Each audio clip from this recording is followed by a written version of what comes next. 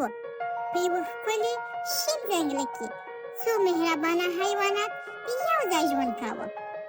هلته یو خوشحاله زیړ سپی و، یوه آرامه پانډا وه، یوه نرمه سپینه پیشو، یو زړور خړ خر او یوه کوچنۍ خو زړوره توره وزه. دا ټولو ملګرو هره ورځ یو ځای لوبې کولې، خندلې او یو د بل خیال یې ساته.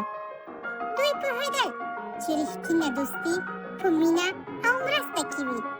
خو یوه ورځ توره وزه په ناڅاپي ډول په یوه وړوکې کنده کې ولوېده. هغې هڅه وکړه خو یوازې یې ځان نه شو ایستلی. وزې په لړزېدلي غږ وویل: ملګرو ملګرو، مهرباني وکړئ، مرسته وکړئ. زیړ سپي ورمنډه کړه او ویې ویل: مه وېرېږه مه وېرېږه، موږ ټول دلته یو. پانډا په خواشینۍ ورته وکتل. پیشو نږدې شوه او خړ خر په پوره ځواک ودرېد. پانډا په نرمو لاسونو وزه راکش کړه. خړ خر ټینګ ودرېد او مرسته یې وکړه. پیشو او سپي خوشحاله نارې وهلې: ته کولی شې، موږ تا سره یو. ورو ورو توره وزه له کندې راووته.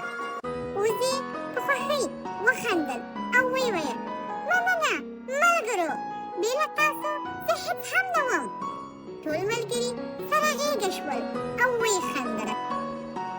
له هغې ورځې وروسته توره وزه پوه شوه چې رښتینی ځواک په دوستۍ او همکاري کې دی، او همداسې ملګرو په خوشحالۍ سره یو ځای ژوند کاوه. کله چې ملګري سره یو ځای شي، هره ستونزه اسانه کېږي.